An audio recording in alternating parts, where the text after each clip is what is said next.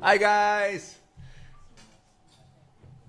Good evening, good morning, good afternoon, wherever you are in the world. Such a joy to be able to be here with you. Thank you so much. I know that you're busy. I know that you're doing lots and lots of work, and for you to, the honor is mine, the privilege is mine, just for you to watch this webinar. Thank you. Thank you. From the bottom of my heart, just want to say thank you. It's my honor, it's my privilege that you're spending this night with me. It's you know, what we're gonna do is we're going to talk about entrepreneurship. I'm gonna challenge you to ask very real questions, whether you have what it takes to become an entrepreneur. Now, I don't know if you remember, but in the first webinar about entrepreneurship, I said, you know, can anybody be an entrepreneur? Can anyone be? And my answer is yes and no. Yes, anybody can be an entrepreneur if you define having an entrepreneur mindset, having a sideline, going into network marketing, going into direct sales, or going into selling your skills in Fiverr.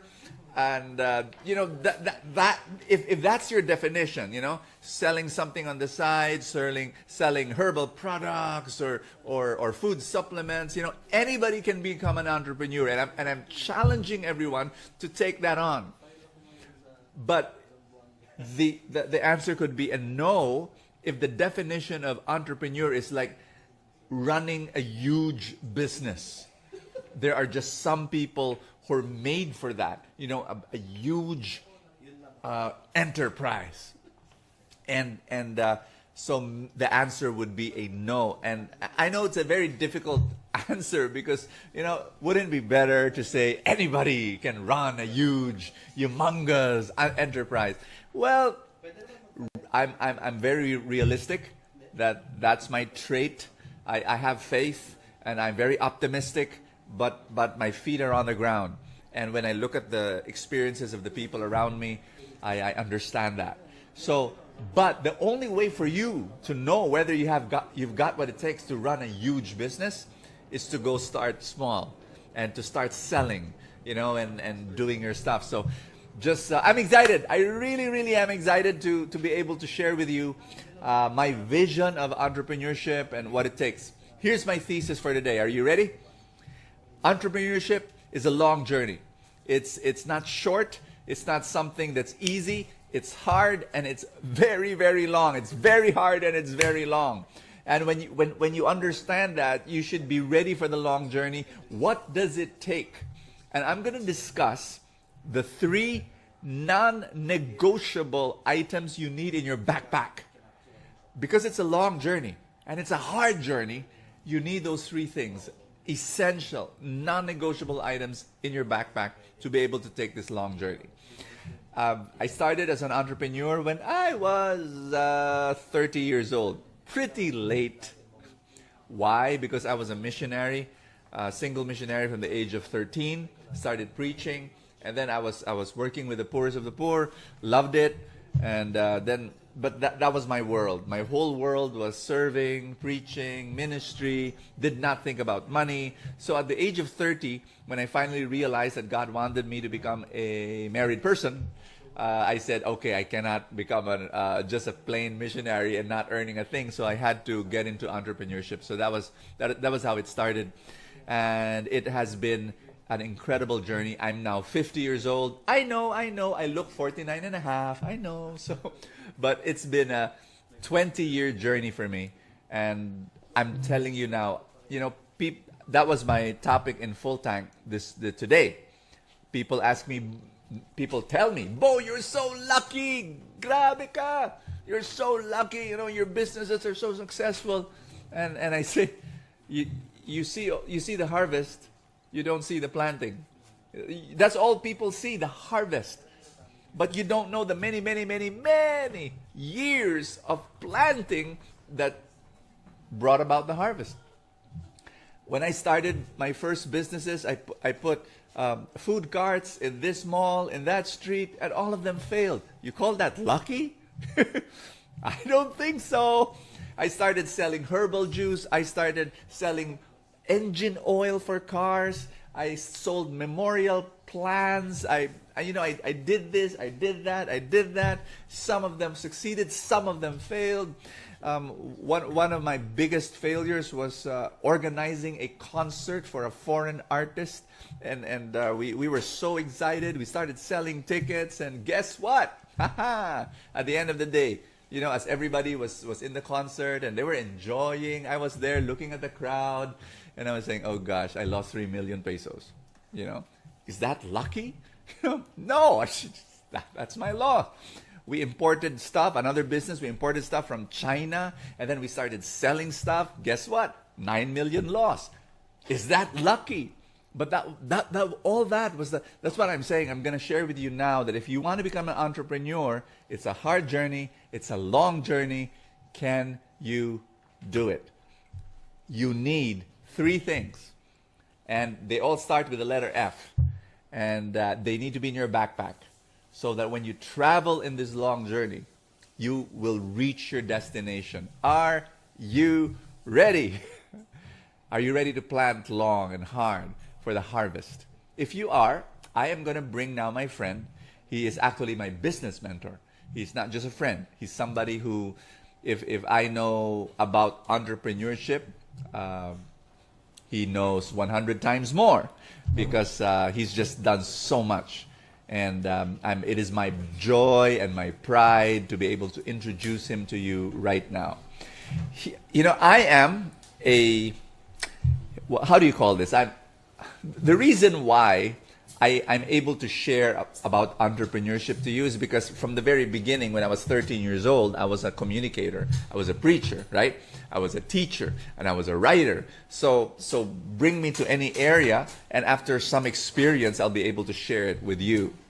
This guy, if my core is communication, his core is entrepreneurship. This is him. This is who he is. So whatever you're going to learn from him is, 100 times more real, and I believe more powerful. So if you are ready, if you think that you learn something from me, you're going to learn something from him. He's got many businesses, and we're going to interview him now. Are you ready? If you are, then can I just before I call him, can I just say hi, hello to all? Can I read some comments or? Yep. Thank you. All right. Wow, you've got Judith from Japan, and wow, look at that. Just thank you, Swani. Thank you, Mines. Thank you, Nanzi. Thank you, Julio Emirasa. Thank you, Mario from USA, New Jersey City. Whoa. Fepot from Naga. Thank you, guys. Thank you so much. Once again, from the bottom of my heart, maraming salamat, for the honor of being able to be with you. And this is from Webinar Jam. Hello, guys, from Qatar. Hi, Michael. Woo! Wonderful. Thank you. Ryan from Abu Dhabi. Pierre Sul from Doha. Jaja from Dubai. Yeah, Richie from Singapore. Wonderful. Thank you so much. We've got about 1,000 people watching us in Facebook Live, and a few more thousands in Webinar Jam. So, are you ready? I'm going to call on my friend and my mentor, Ronnie Siasoyco. Yeah. Thank you, man. Thanks, bro. Thank you. There's a guy. How can an entrepreneur have everything, huh? Have everything? Yeah. You just put a lot of pressure. 100 times? I couldn't even see myself. Half of you. I asked him in the car. So, Ronnie, how many businesses do you have? And he said 9. And but there are a few more cooking In the kitchen. So Ronnie, people, when we look at a big businessman like you, business person like you, it's always nice to go back to the small stories, how you began, and can you just share a little bit about that, just a little? How I began? Yeah, actually, your first thing. You sold something. If you're gonna ask me what the first thing I sold was, I couldn't remember because That would probably be when I was grade 2 or grade 3. Because ever since I can remember, I was selling something. Always selling something. So you need to learn that. Selling is very important. Selling is so crucial. Yeah, so when I was in the elementary, I would sell candies. Because my mom used to go to Divisoria a lot. She was a dressmaker. And I'd make it a point to always tag along every time she goes to Divisoria. So I would see everything that was being sold there. So what I did was I bought some of them. I don't know if you remember those palabunutans. Yes, I remember kids, that. Right? Nobody does that now. But I used to buy them, bring them to school. And then you charge. And then I charge. Every time they pick that piece of paper. I don't know if you remember that because we're I mean, I'm older. You know, he's younger, but more or less the same age. And palabunutan, that's crazy. Yeah. That's crazy. And then I remember, I think I was in grade 4 or something. I don't exactly remember when. I got a gift, Game & Watch. Yeah. Okay. What other kids would normally do was they would lend it to their friends. I never lent it. I always wanted them to pay for the right or the privilege of actually making use of my... Why? Because I had to buy the batteries. Yeah. And if those buttons actually depreciate, I'm going to need to replace them. Where am I going to get the money to replace them? So Oh my gosh. So how much were you charging? At that time, I think I was charging 25 centavos or 50 centavos, something like that. And I'd crazy guy. I'd end up with probably about 6 or 7 Game & Watches tied to the window of our house because I need to observe all of them and I need to tie it up so that to make sure I don't lose them. We need to explain, you know, our audience is relatively young. 30 years old and 20 years old. Game & Watch was the okay, what the PS3 it's today. It's a precursor of the PS3. Yes. Okay, it's the primitive version. Yeah. So Nintendo Game & Watch. Oh my god, I didn't know that. You see? That's crazy. So ever since, in every part of my life, I've always been selling something. I sold watches when I was in college. I even sold cement when I was in college. Oh my gosh. Yeah. I sold cement to one of the big developers. Yeah. Yeah. So lesson number 1 is you just have to keep on selling. And he started selling with candy, you know, and then started renting Game & Watch. Firecrackers too. Oh my gosh. And what was your official real business? Okay. The very first official real business was selling wood poles to the utilities and to the phone companies. Whoa. Okay, that was the very first. That was big. Yeah, because I was working for my dad. I was selling everything that you can find on the poles for electric distribution, and I created a study. I did a study of how I can expand my dad's business by getting into the wood pole business. I spent probably 2 years studying that business, and when I presented it to my dad, he disapproved of it. I presented it again. He still disapproved of it. But I believed in this venture so much to a point where I told myself, if you don't want it, I'm going to do it myself. And you did it. And I did it. Wow. And I did it. So I remember that I actually asked my dad's friend, who at that time was an undersecretary of the Department of Natural Resources. Okay, Environment and Natural Resources. I asked him for advice, and when I told him about the business I was getting into, because these were wooden poles. Wooden poles. The posts that you see sometimes is all cement now. Yes. But he started with wooden poles. Yes. When I asked for his advice, he actually told me, "Don't even think about it, Ronnie. That's for the big boys. Oh. They're gonna eat you alive." Oh. Okay. So he discouraged you. And it was said in a very, of course he was much older than me. Yeah, you're too young. Yeah. He had all the right to be condescending. Yeah. If you think about it. Yeah. But yeah, so I got so challenged by that. The fact that my dad didn't believe in it, and that this family friend of ours didn't believe in it, and it actually, to a certain extent, scolded me from thinking that way. Oh. Okay. So I still persisted. I was bullheaded. Okay, so I went into it, and It happened. Yeah, it happened. I actually competed with the likes of AGNP at that time. Oh my gosh. A giant. The big boys. Packwood and some other big businesses which Crazy. existed immediately Crazy. after the war. They were already there. Crazy. But you know what? 2-3 years after that, by God's grace, they're all, not that I'm happy that they all closed down, but I became number one in The the big industry. boys closed down, and you were the big boy. I became number one. Oh my gosh. All right, guys, we're going to give you now the 3 non-negotiable items that you need in your backpack, okay? The first one is fire. And you call that fire. Your dad tells you, no, that's not a good business. The Secretary of what? Finance? Energy, environment and natural resources. He said, a family friend, he said, no, don't even think about it. He still persisted. What do you call that? You call that stubbornness? You call that bullheadedness? But if you flip it, it's fire. It's just passion. It's just drive. It's just a dream. Why? Where does that come from?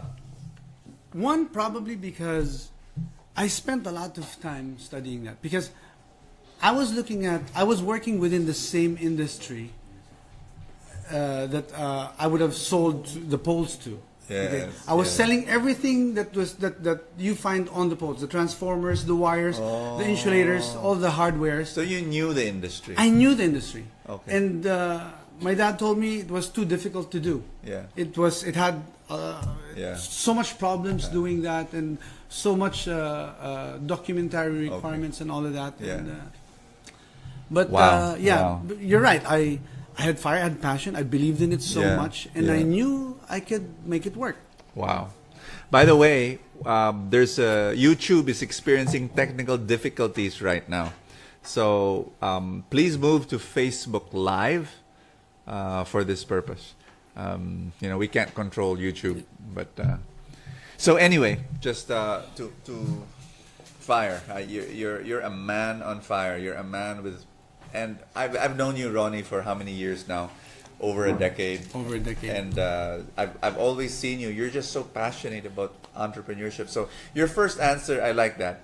It comes from knowledge. It's not just this fire of an entrepreneur. It doesn't come from ignorance. It doesn't come from bahala na. It can't. It cannot. He knew his industry. He was so immersed in it. Did you hear what he said? He said he's been studying the wood pole business and the industry for 2 years before launching his product. So it's fire, yes, it's stubbornness, but it comes grounded with a lot of research, a lot of knowledge, and then boom, you pull the trigger. Wow.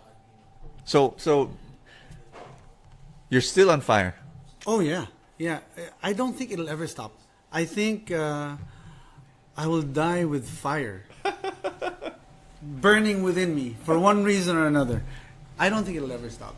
One of the businesses that we put up, that you put up, which you invited me in to be a tiny partner, is Rodan. It's a software program for schools, but the reason why I joined was because of his selling proposition. He's a great salesman. He told me, "Bo, join me. Let's change the country." So he didn't say, "Join me, Bo, we're going to earn a lot of money." In fact, he said, "Bo, we're not going to earn as much money, but we're going to change the country." So his fire is not money. And I've met a lot of successful entrepreneurs whose fire is money, but when I look at their lives, it's like may kulang. They're very, very rich, but when I look at their lives, parang, there's a lack of happiness, a lack of love. Not like this guy. This guy's fire doesn't come from, greed. You can be greedy and have a lot of fire, believe me. It's and then you manipulate. I need to say something regarding that. I don't think the money should be the source of fire ever. Absolutely. I remember the time when I was in business, when I was 2005 2004 to 2007, I had reversals after reversals after reversals in business. Yeah, you told me about that. And month in and month out, it was net losses after net losses after net losses for 3 straight years. And at 3 straight years. And at that time, I really thought I was a goner as far as a businessman. I thought I was gonna go belly up. Yeah. Okay. But mind you, during that time, I still felt so happy getting up in the morning to go to work. Woo. If the fire came from the money, Yeah. then it would have ended That's right. all that fire. It was extinguished that fire altogether. Yeah. So it cannot be the money, because there will always be a time in your life as an entrepreneur that you will not earn money, that you will lose money. And if the end all and be all of why you're an entrepreneur is the money, Yeah. then you're going to have a miserable life as an entrepreneur. Wow. It's not that. You're going to have to love what you do. Yeah. Not only love what you do as an entrepreneur, but Yeah. love what you do for the customers that you serve, for the people that work with you, Wow. for the people, for all the stakeholders. Wow. You're gonna have to love the effect of your business for all the stakeholders that are involved in that business of yours. Did you hear that? So that's. Can you see how similar our language is? I'm the missionary. I'm the guy who says love, love, and he's a business person, but he's using the same words. But that's exactly what we're preaching today. That you can be an entrepreneur, you can be very successful in what you're doing for the purpose of loving customers. And so I love what he said, and I'm going to say that again. So your fire should not be money. Or else, you'll just be miserable. Believe me, your fire should really be something much, much deeper than that. Amazing. Yep. Woo! And you know, Ronnie, if Ronnie will only tell you, because I know the details of those reversals, of how many millions of pesos he was losing, and 3 years was crazy. And then when the U.S. and the peso, he has this story when the U.S. and the peso. The peso lost the value. He started losing his loans were I don't know 70-60 million. I had peso loans and I had dollar debts from my suppliers. My gosh! And you survived. Look at you. I survived. You're surviving. That was within the first year of my life as an entrepreneur. Oh my gosh! As a formal entrepreneur, after setting up Tryon. So there, if you're an entrepreneur, because I know we've got entrepreneurs here listening to us, and maybe you've got your reversals, you've got your failures, you're losing money maybe right now, and never stop. Hold on, learn from your failures, and then keep listening to these webinars, and keep talking to people who are like Ronnie. You know, they've been there, they've done that, they've gone through the failure, and look at where they are now. They're on top, and they've learned so much. So number one. There are 3, remember? The first one is fire. The second one is the second and the third is we're going practical now. And I invited Ronnie specifically because number 2 is very important. Flexibility. Remember, the entrepreneurial journey is long and hard. You've got to be flexible. You've got to be able to read the market. You've got to be able to keep on learning new stuff. So that is very, very crucial. In fact, in the car, we were talking about going here. Ronnie and I were talking about how he was supposed to put up this big business, another big business, and then he found out that he did some research that there's this big player coming in, and so he said, nah. So he decided he's not going to go into this new business and focus on another new business that he's going to do. So you want to share a little bit on that? Okay. I was supposed to go into fintech. What is fintech? Financial technologies. Financial technology. It's more centered on payments and the like. Okay. Creating wallets. Okay. Like mobile banking or no. It's more than that. I started mobile banking in the Philippines, but it's more than that. It's creating an environment where people are able to pay with less friction, Yeah. with lesser Yeah. cost. Okay, it's a payment mechanism that Yeah. allows people to transfer money from one place to another at a very minimal cost. You were very excited about that. Was business. very, very you excited told about me, that. but then all of a sudden, But all of a sudden, you I dropped heard, it. yeah, I heard some information that there was a huge player coming in, and I Yeah. did a lot of research, and I spoke with a number of friends, and Yeah. I confirmed that there was this huge thing that was going to Yeah. come in. Yeah. Okay, it's not yet there, Yeah. but it's coming in, Yeah. and. If I compare the kind of resources that I can put in this business to the Right. kind of resources that that group, Yeah. I'm going to be like a mustard seed compared to a giant mustard tree. Oh. Okay, so I'm going to have to wait a long time before Yeah. that mustard seed become a giant. Yes, but they're yeah. coming in as a giant. Right. So Right. I'd best be dedicating my small resource Right. into something where that the big players aren't looking at. So flexibility. Speaking of flexibility, we've lost our YouTube. So Webinar Jam is not working. We are asking everybody to go to Facebook Live and join us here. I'm going to ask this again. We have to be flexible. You know, these are things, they're just some things beyond your control, Yeah. Ronnie. Yep. Like that big player that came in. And we can't control YouTube. So we're asking everybody to go to Facebook Live and join us for this webinar. And we're talking about hopefully this is what we're gonna do. We're gonna upload this to Webinar Jam also later on. Okay, but please do join us live because it's so exciting to be able to share these things to you. So number 1 is fire. Number 2 is flexibility. Do you have any other flexibility story? I'll share with you another story about flexibility. The first business I went into is very traditional. It's buying something and selling it in the market. I wanted to get into the IT business 2 years into my life as an entrepreneur. That was in 1998. I wanted to get into the IT business. And I got myself a number of partners who was going to help me.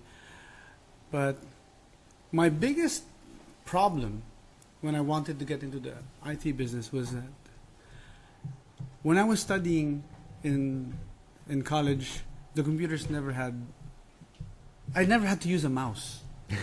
So I wanted to get into the IT business, but I didn't know how to use a mouse, for crying out loud.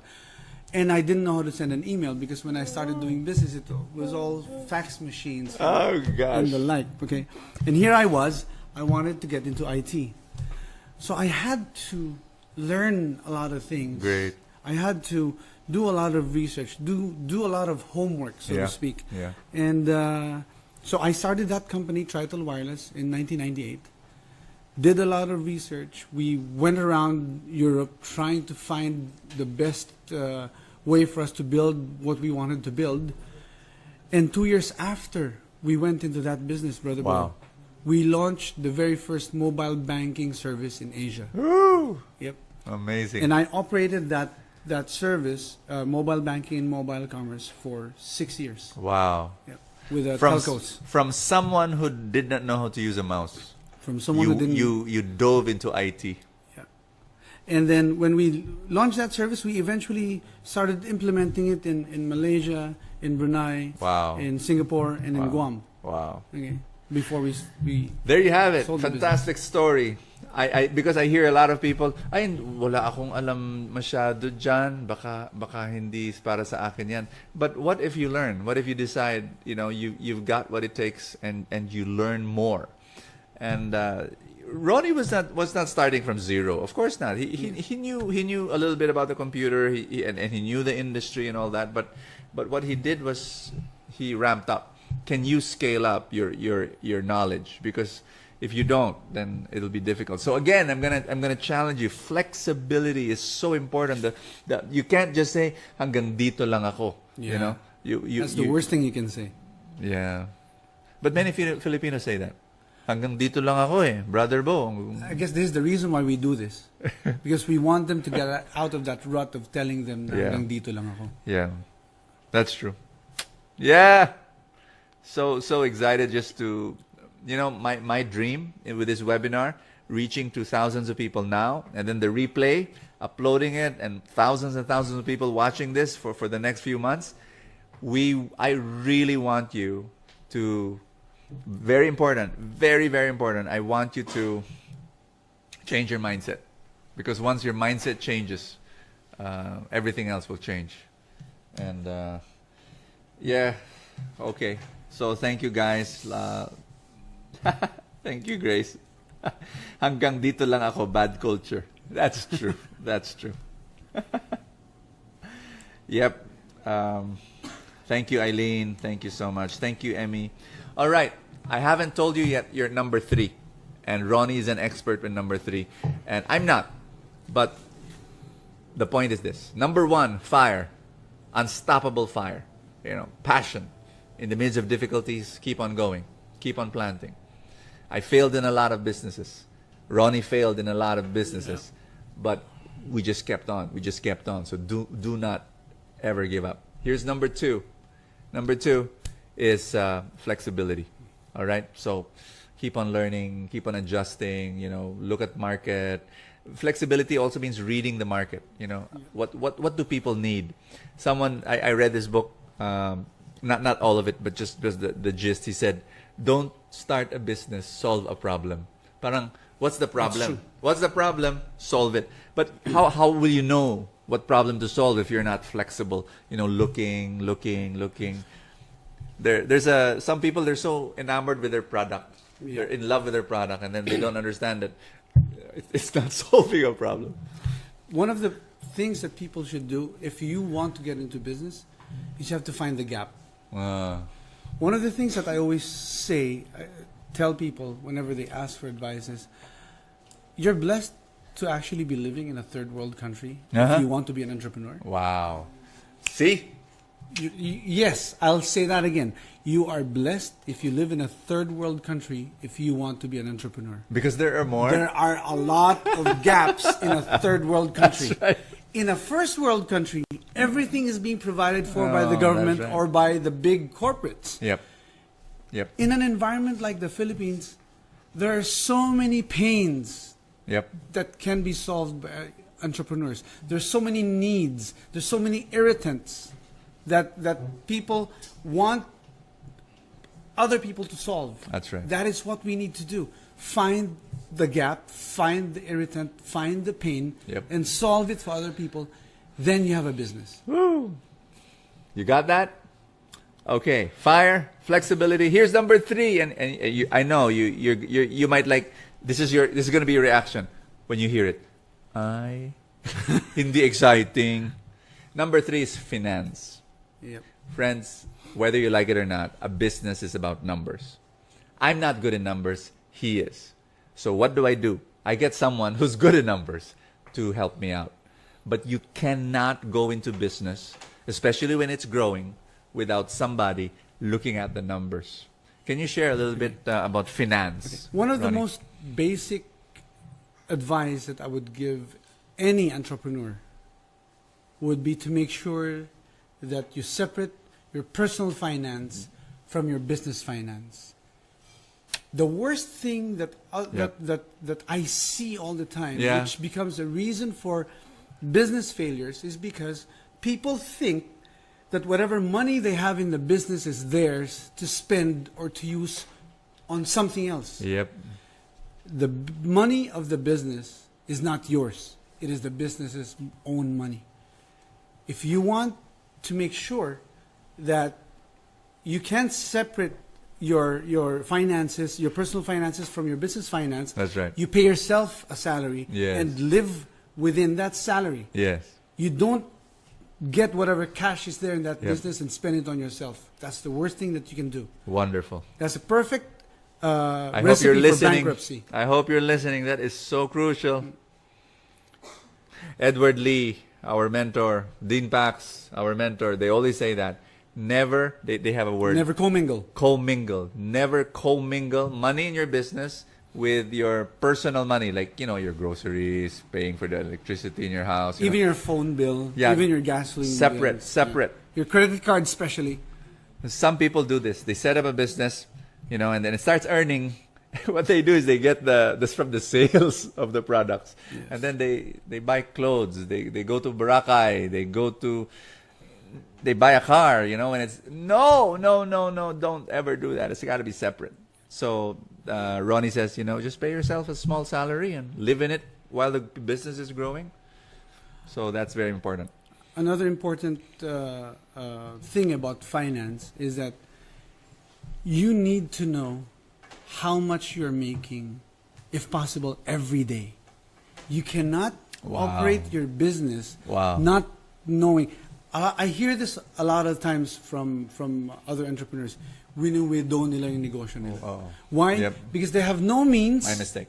Because they have no means of monitoring how they're doing, at least on a monthly basis. Okay, but if possible, on a daily basis. Why?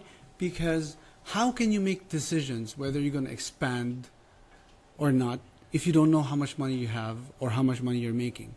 How can you make a decision whether to stop one product and continue and expand another product if you cannot determine which product is making you money and which product is losing money? If this product is good for this area, for this demographic, for this certain territory, or another different product, unless and until you can monitor and measure, you're going to have a very difficult time making decisions. And when you cannot make decisions before you know it, circumstances will overtake you, and then it's going to be difficult to get out of that rut. Woo! I hope you're taking down notes, man. This is gold right here. Ronnie just shared, you need to know how much you're earning, no matter how small your business is, how much you're earning on a daily basis, if possible.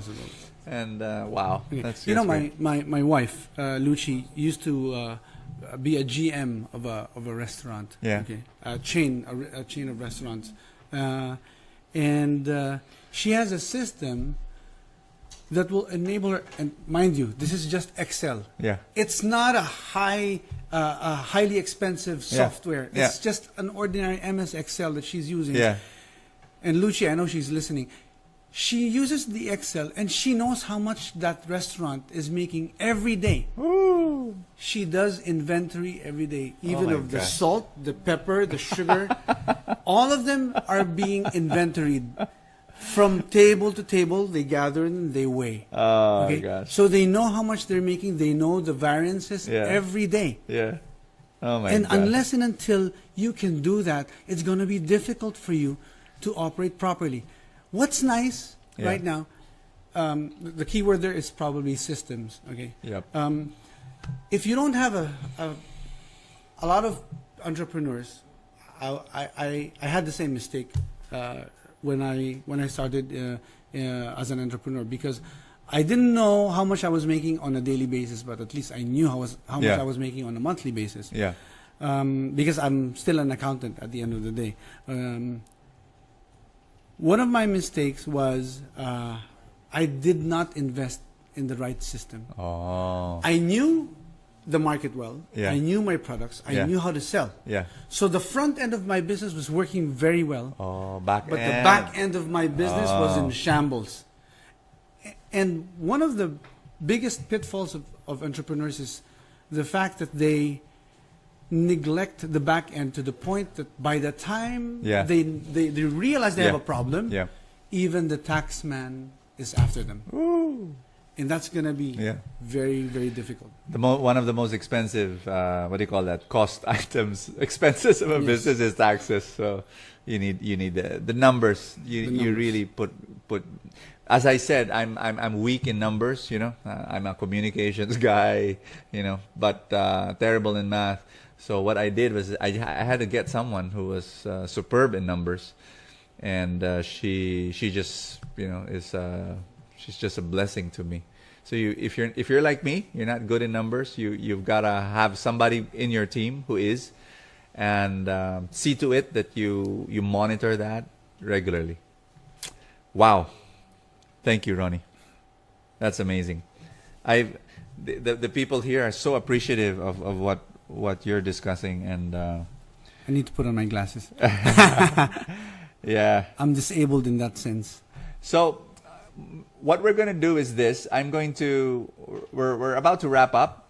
And what I'm going to do is this. I'm going to, as usual, we're going to give away t-shirts, 5 t-shirts.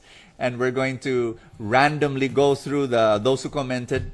And we're going to pick 5 t-shirts. Okay. So all those who've commented, whatever you've said, we'll pick 5 of them. And then we're going to tell you about it. We're going to message you that you won a t-shirt. What kind of t-shirt? Truly Rich Club t-shirt. And I'm sorry, the sizes may not be your size, so give it to your sister, your father, your mother, okay. So we're just gonna, all right. And the other thing I want to share with you is this. We have something exciting to share with you. We have a Wealth Summit this coming next week. And March 3, 4, and 5. You know what's going to happen on March 5? Something special. It's called the Pitch PH. thepitchph.com. What is that? It's a business launching pad.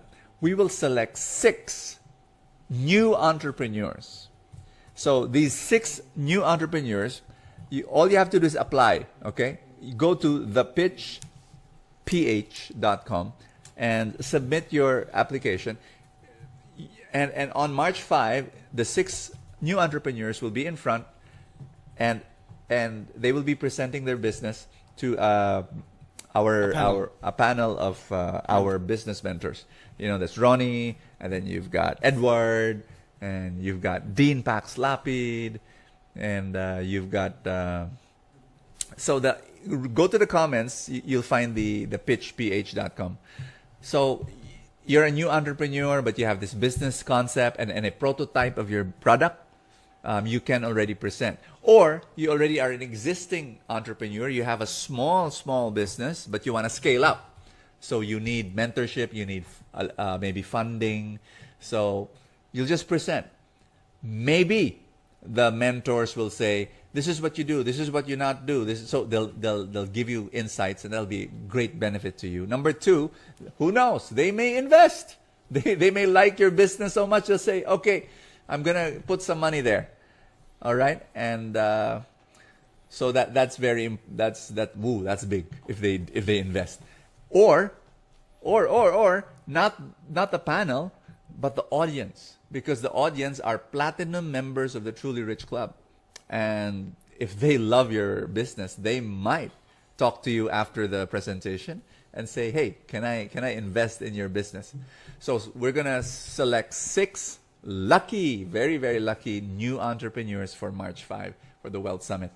What's the Wealth Summit all about? It's my invitation to you. Come and join. If you are an entrepreneur or a would-be entrepreneur, come and join us for the Wealth Summit. It's gonna be like a scale up for your business. It's gonna be an upgrade of your knowledge. I'll tell you why. Because every speaker who will be speaking during those 2 days, March 3 and 4, that's the basic. Okay, March 3 and March 4.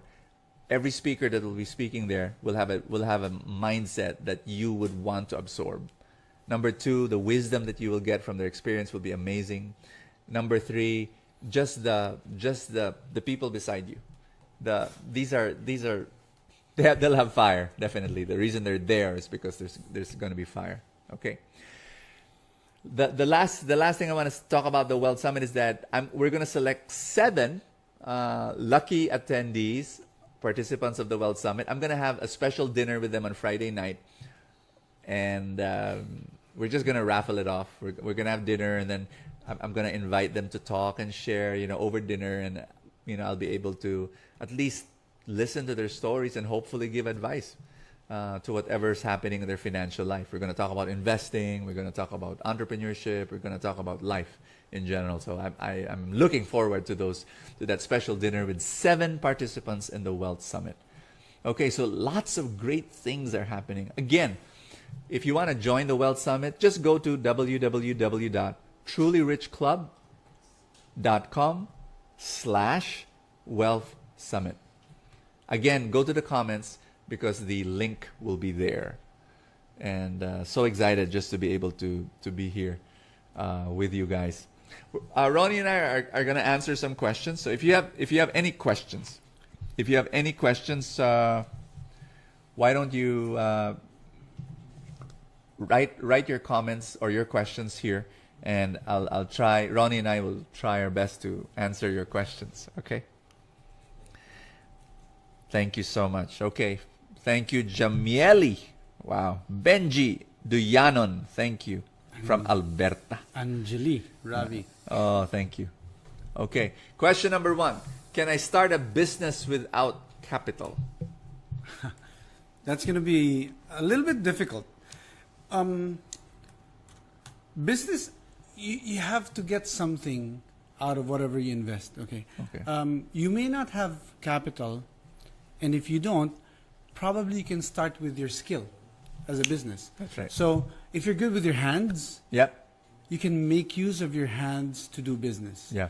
If I have a lot of artist friends. Okay. They don't have capital, but they can draw. They can draw. They They can can paint.